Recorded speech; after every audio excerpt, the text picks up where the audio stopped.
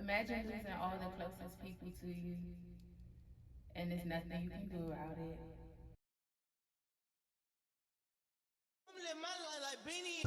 My name is Keita, and this is my story. Imagine losing all the closest people to you, and there's nothing you can do about it. You have no warnings, no idea, it's just thrown on you.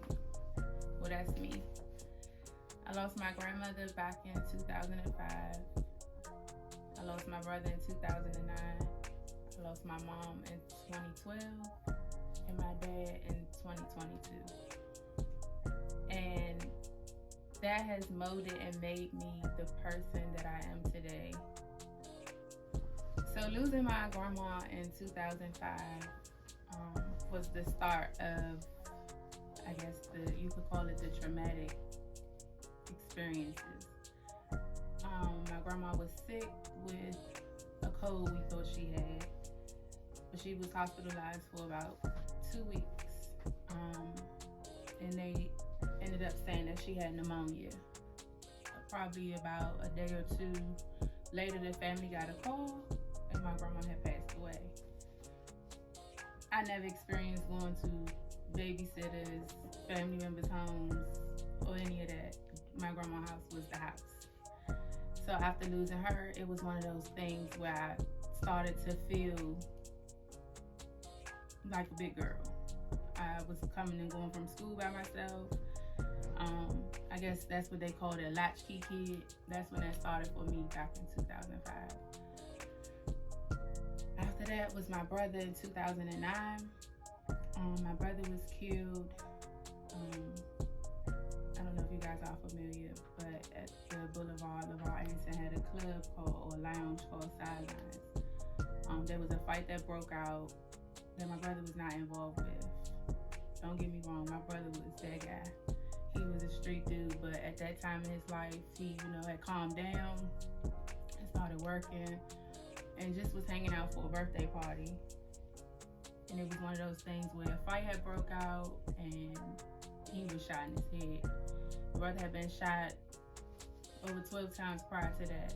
So getting that phone call and hearing my mom scream like that night, it was, in my mind, kind of like, he's fine, he'll be okay. He didn't made it through before. But that time, it wasn't that deal.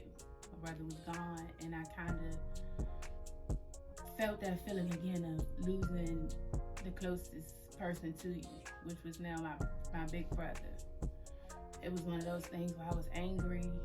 I didn't understand, didn't care to understand, and it hurt. It hurt real bad, because it's like seeing my mom now go through the loss of her mom and her child, and me feeling my own hurt and sadness as well. It kind of made me feel like I had to be strong.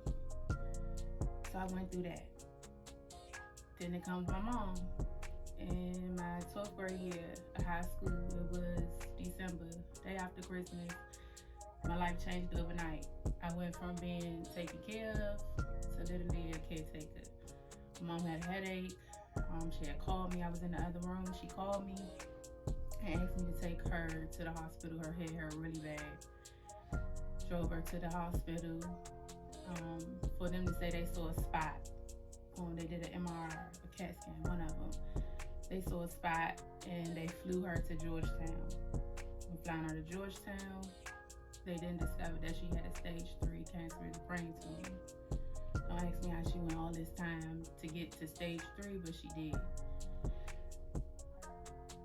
She did an emergency surgery that next day, which paralyzed her on her whole left side.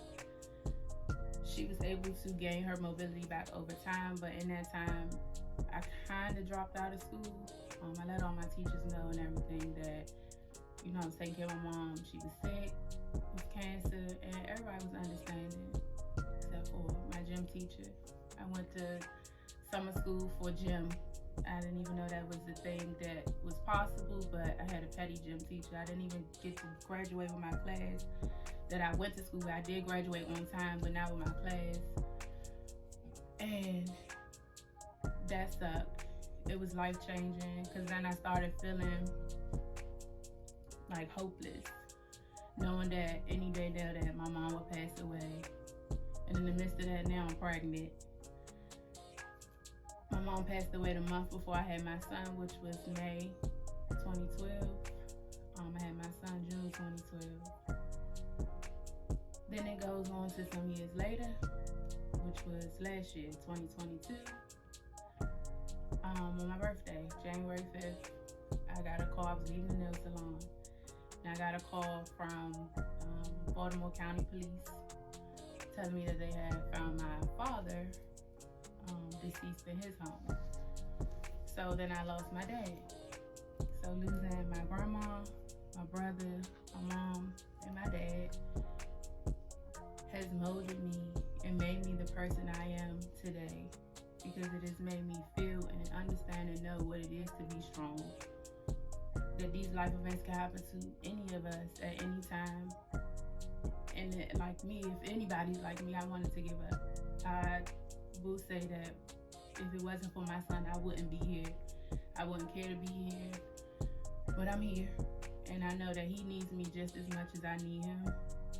It keeps me a positive person, a woke person, a wise person, a caring and giving person as well. Because I know what it feels like to not have the closest people to you or anybody. I know in the moments of wishing that I had somebody to run to that I don't. So I try to extend myself and be that to anybody that I come encounter with. If it's a stranger, somebody that has even fucked me over, I still can give grace, because we don't know what anybody else is going through or what they've been through. And I just feel like our job or our duty is to give that love and peace that we really don't even really have in the world, so we could be that.